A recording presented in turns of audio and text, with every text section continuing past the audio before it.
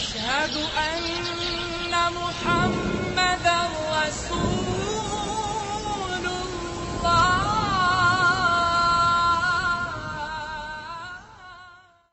الحمد لله وكفى وسلام على عباده الذين اصطفى. اما بعد، اعوذ باللہ من الشیطان الرجیم. بسم اللہ الرحمن الرحیم. وانتم عاکفون فی المساجد. صدق اللہ العظیم وصدق رسولہ النبی الکریم. ونحن علی ذلک لمن الشاہدین والشاکرین والحمد للہ رب العالمین.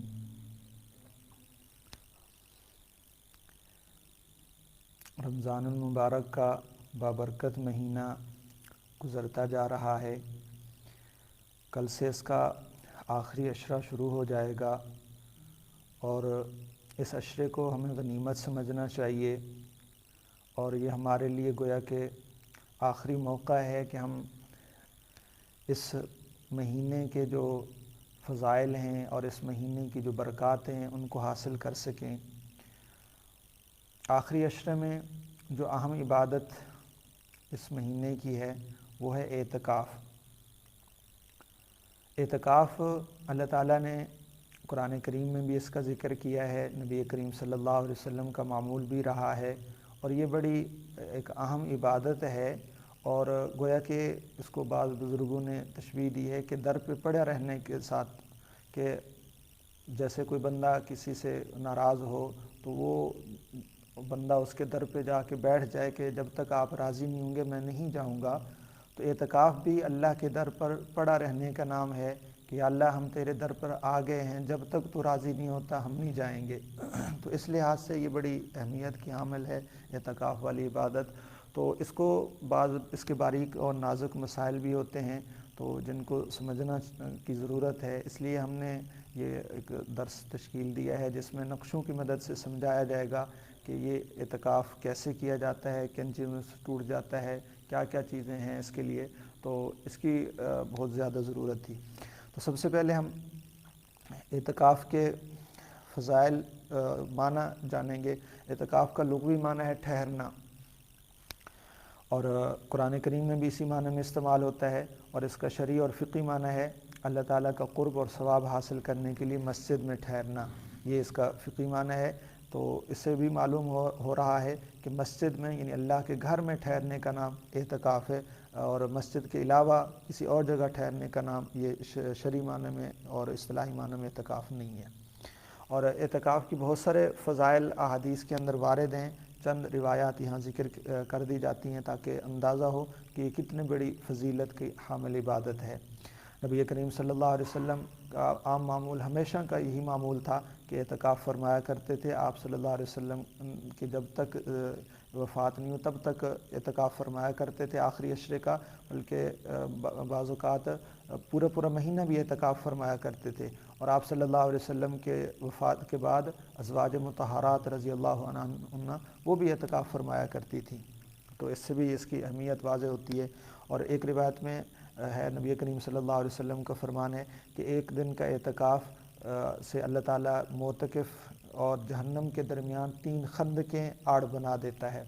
اور ایک خندق ان میں سے اس کی جو مسافت ہے، اس کی جو درمیانہ فاصلہ ہے وہ زمین و آسمان کے فاصلے سے بھی زیادہ ہے. تو آپ اندازہ کر سکتے ہیں کہ ایک دن کا اعتکاف سے 3 خندقیں، اور 3 خندقیں میں سے ایک خندق اتنی بڑی کہ جتنا زمین و آسمان کا خلا ہے. اور اس سے ایک دن کا اعتکاف 3 خندقیں، تو 3 خندقوں کا کتنا فاصلہ ہوگا. پھر ایک دن کے بجائے 10 دن کا اعتکاف ہوگا تو اس کا کتنا بڑا فاصلہ ہوگا، کتنا زیادہ یعنی جہنم سے دوری کا باعث بنتا ہے یہ اعتکاف. اسی طرح ایک روایت میں یہ بھی آتا ہے کہ معتکف گناہوں سے محفوظ رہتا ہے اور اس کی نیکیاں لکھی جاتی ہیں. چونکہ وہ مسجد کے ماحول میں رہتا ہے، اللہ کے گھر میں رہتا ہے، نیکیوں کا ماحول ہوتا ہے، تو وہ نہ چاہتے ہوئے بھی گناہوں سے بچ جاتا ہے. بس اوقات باہر کے جو ماحول ہوتا ہے اس میں آدمی کوئی نہ کوئی گناہ اس سے ہو ہی جاتا ہے، کوشش کے باوجود کہیں نہ کہیں کوئی گناہ ہو جاتا ہے. جبکہ مسجد کے ماحول کے اندر یہ مواقع بہت کم ہوتے ہیں، اس لیے گناہوں سے محفوظ رہتا ہے. اور نیکیاں بھی لکھی جاتی ہیں. نیکیاں صرف یہ نہیں کہ اعتکاف کی نیکی، اس کے علاوہ باقی جو نیکیاں تھیں، جو نیکیاں کیا کرتا تھا اعتکاف سے پہلے مثال کے طور پر دوسروں کی خدمت کرنا، کسی کی تیمارداری کرنا، کوئی اور باہر کا کسی کے ساتھ تعاون کرنا، مدد کرنا اور والدین کی خدمت، یہ اس طرح کی جو بھی نیکیاں تھیں جو اعتکاف کی وجہ سے ان نیکیوں کو سر انجام نہیں دے سکتا، وہ نیکیاں نہیں کر سکتا، تو ان نیکیوں کا ثواب بھی اس کے کھاتے میں لکھا جا رہا ہے۔ آپ اندازہ کر سکتے ہیں اللہ تعالیٰ کی کتنی بڑی رحمت ہے کہ ایک بندہ ایک نیکی کر رہا ہے تو اسے ایک نیکی کا ثواب نہیں، بلکہ اس نیکی کے ساتھ ساتھ جو نیکیاں پہلے کرتا تھا وہ نہیں بھی کر رہا، تب بھی اس کو اللہ تعالیٰ اس کو ثواب عطا فرما رہے ہیں۔ یہ اعتکاف کی برکت ہے۔ نبی کریم صلی اللہ علیہ وسلم آخری عشرے کا اعتکاف فرمایا کرتے تھے، اور یہ بھی فرماتے تھے کہ لیلۃ القدر کو رمضان کی آخری راتوں میں تلاش کیا کرو۔ تو گویا کہ اعتکاف کا ایک مقصد یہ بھی ہے کہ لیلۃ القدر کو تلاش کرنا، کیونکہ لیلۃ القدر جیسی رات یہ پورے سال میں یہ اس سے بڑھ کر کوئی اور رات نہیں ہے، تو اس اعتکاف کی برکت سے لیلۃ القدر کی تلاش بھی ہو جاتی ہے اور وہ نصیب بھی ہو جاتی ہے، ہر معتکف کو نصیب ہو جاتی ہے، کیونکہ ہوتی تو یہی انہی 10 دنوں کے اندر آخری عشرے میں ہے۔ بہت ساری روایت سے اس کی تائید ہوتی ہے، اور معتکف کو اس لیے یہ ہر حال میں نصیب ہو جاتی ہے کیونکہ معتکف چاہے وہ جس حال میں بھی ہے وہ عبادت کے اندر ہے۔ معتکف کا سونا بھی عبادت ہے، معتکف ذکر کر رہا ہے، عبادت کر رہا ہے، تلاوت کر رہا ہے، عبادت کر رہا ہے، سو رہا ہے، تب بھی اس کی عبادت ہے۔ اگر گویا بالفرض اگر ہم مان بھی لیں کہ وہ معتکف آرام کر رہا ہے، سو رہا ہے رات کو، اور وہ رات لیلۃ القدر کی رات ہے، تو بھی اس کی عبادت لکھی جا رہی ہے کیونکہ وہ اعتکاف کی حالت میں ہے۔ تو اس سے بڑی اور کیا سعادت حاصل ہو سکتی ہے کہ بندہ جس حال میں بھی ہو اس کی عبادت لکھی جا رہی ہے، لیلۃ القدر اسے گویا کہ نصیب ہو جاتی ہے۔ یہ اعتکاف کی برکت سے ہوتا ہے۔ اعتکاف کی حیثیت کیا ہے؟ اعتکاف شرعاً جو ہے یہ سنت مؤکدہ علی الکفایہ کا اصطلاح قائم کی جاتی ہے۔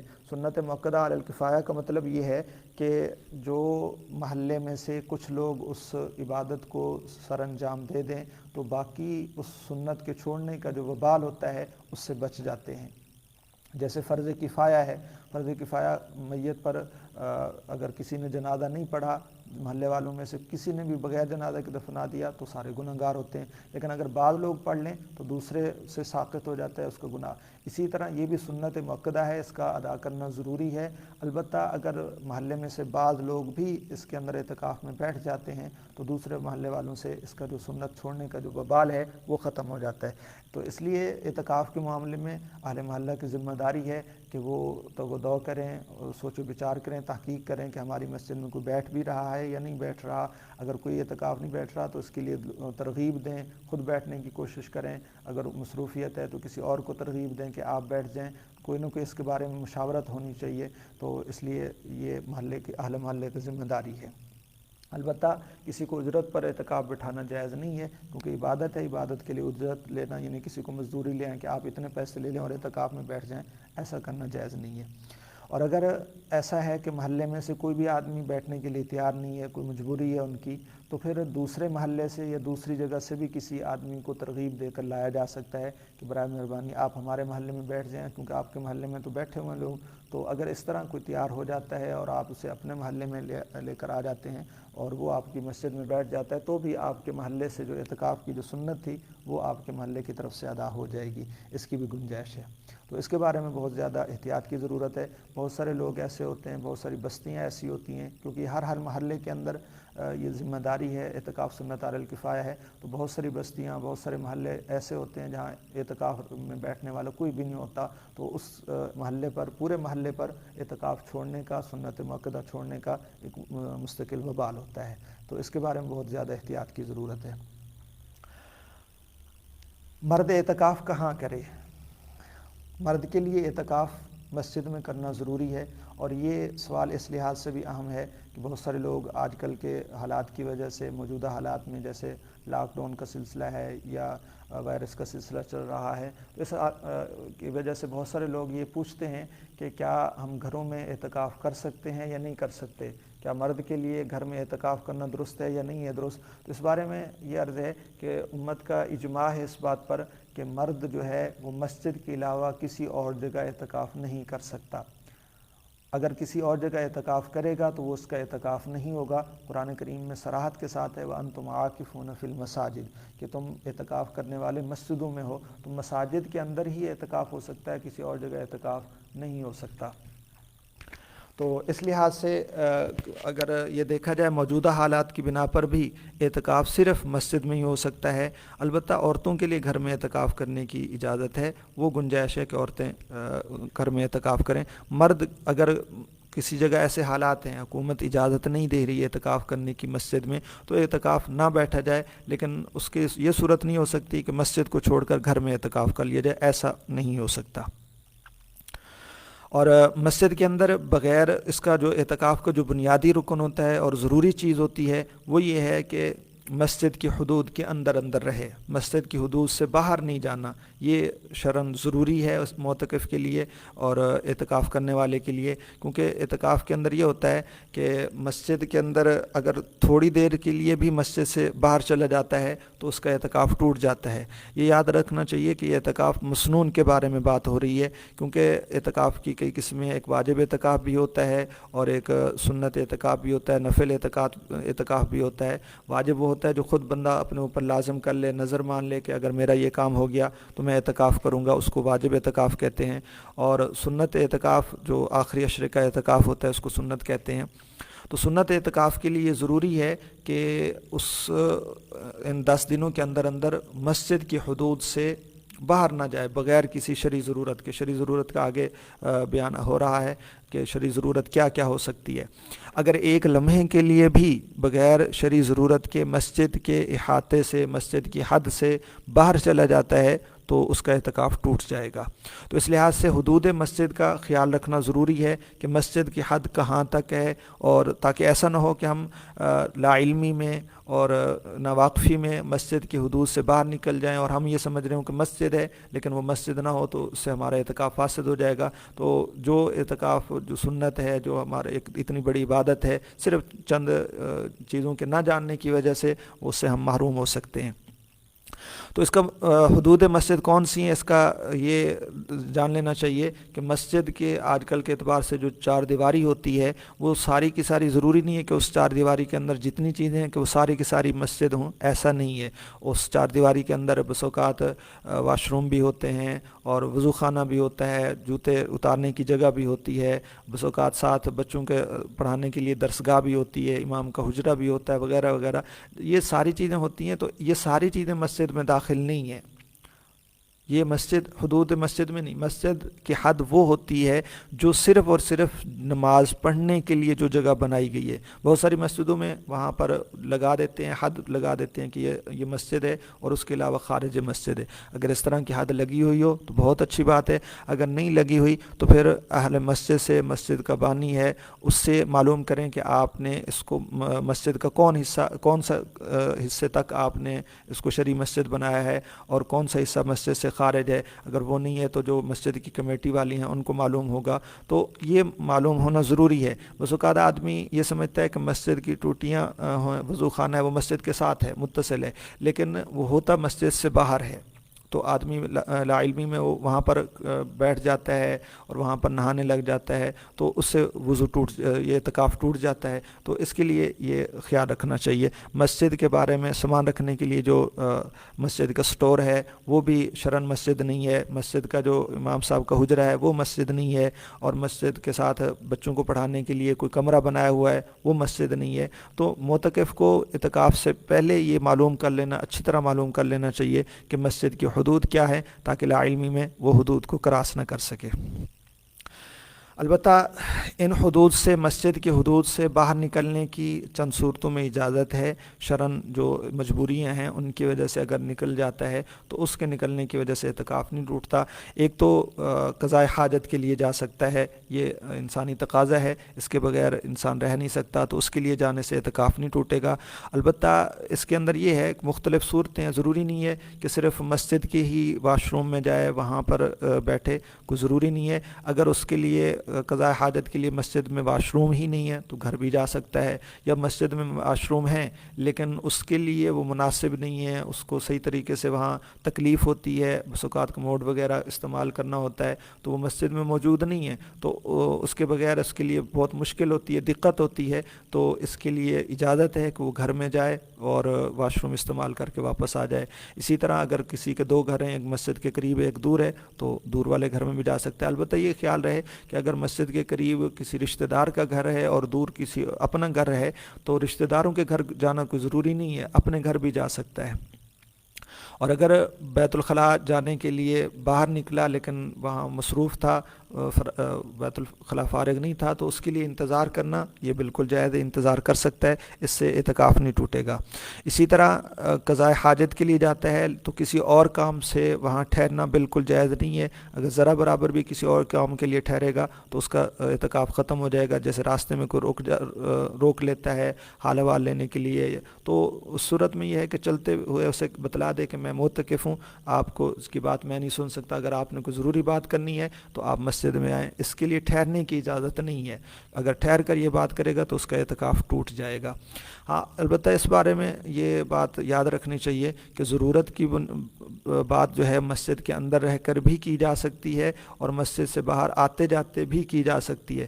بعض لوگ یہ سمجھتے ہیں کہ مسجد کے اندر ہو یا مسجد کے باہر ہو معتکف بات ہی نہیں کر سکتا، بعض لوگ منہ لپیٹ کر بیٹھے رہتے ہیں اور بات نہیں کرتے، کسی سے بھی بات نہیں کرتے، چاہے وہ دین کی بات بھی ہو، تو اس طرح کرنا یہ بالکل ٹھیک نہیں ہے۔ ضرورت کی بنیاد پر بات کی جا سکتی ہے، فضول بات نہیں کی جائے، ضرورت کی بنیاد پر بات کی جا سکتی ہے، مسئلہ معلوم کیا جا سکتا ہے۔ اس طرح اگر فون استعمال کرنے کی ضرورت ہو تو بھی وہ استعمال کر سکتے ہیں، لیکن ضرورت کی بنیاد پر کہ کسی کو کال کر کے کوئی بات کرنی ہے، کوئی چیز پوچھنی ہے یا کچھ بتانا ہے تو اس کی بالکل اجازت ہے، اس میں کوئی حرج نہیں ہے۔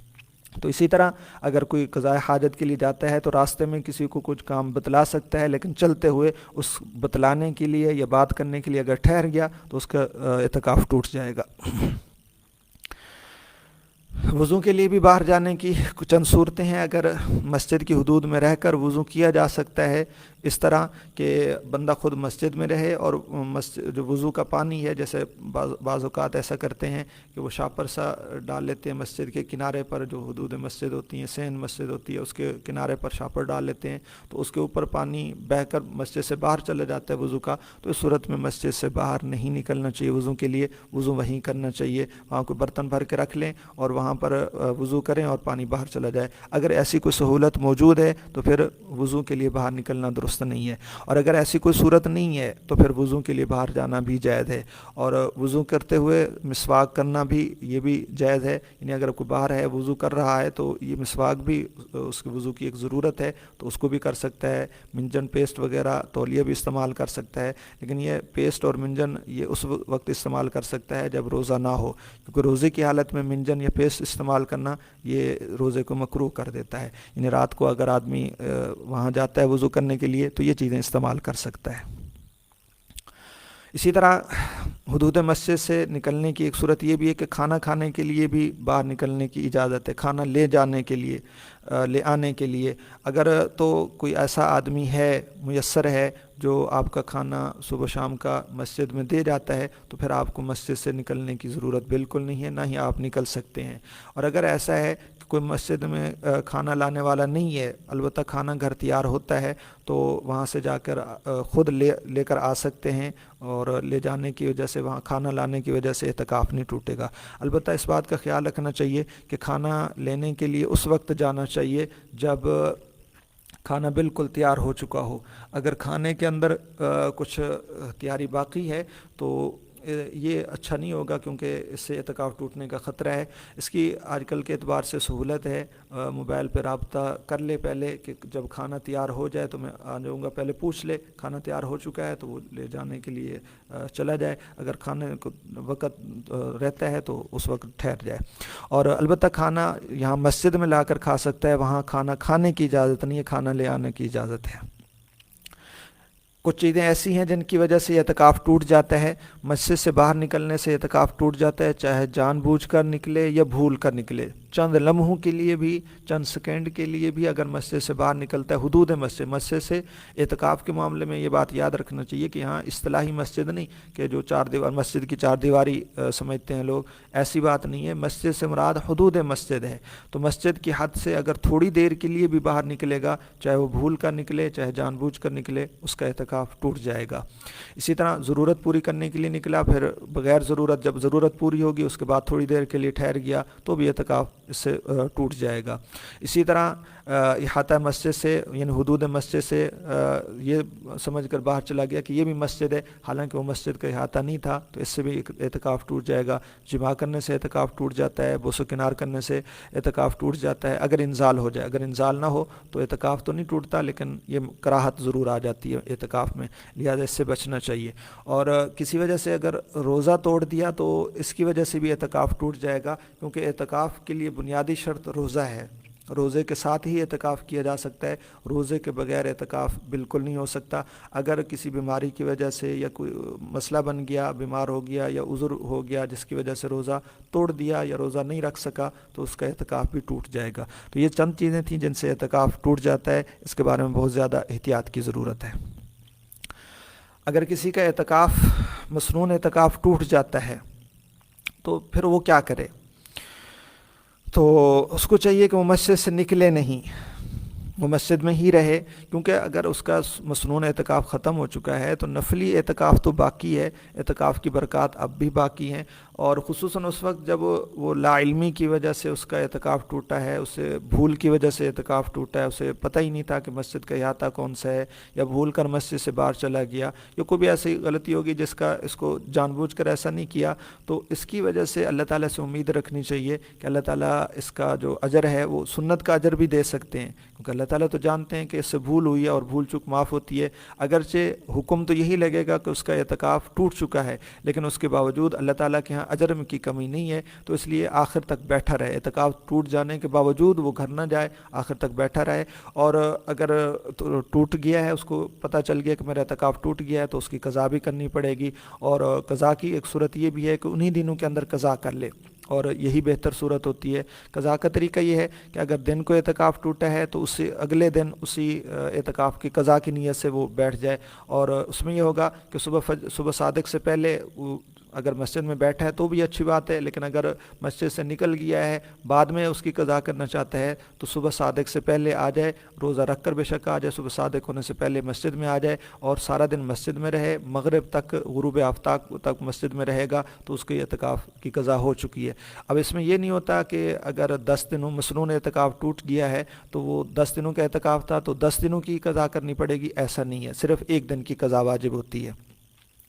اور اگر اعتکاف رات کو ٹوٹا ہے تو پھر پورے رات اور دن دونوں کی قضا کرنی پڑے گی، یعنی غروب آفتاب سے پہلے آ جائے اور اگلے دن غروب آفتاب تک مسجد میں رہے تو یہ اس کی قضا ہو جائے گی۔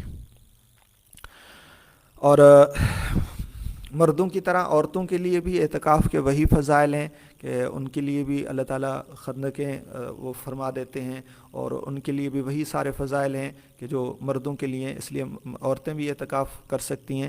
البتہ عورتوں کے لیے یہ گنجائش نہیں ہے کہ وہ مسجد میں آ کر اعتکاف کریں۔ ازواج مطہرات رضی اللہ عنہ وہ بھی اعتکاف فرمایا کرتی تھی، لیکن اپنے گھروں میں اعتکاف فرمایا کرتی تھیں، مسجد میں اعتکاف کی اجازت ان کے لیے نہیں ہے۔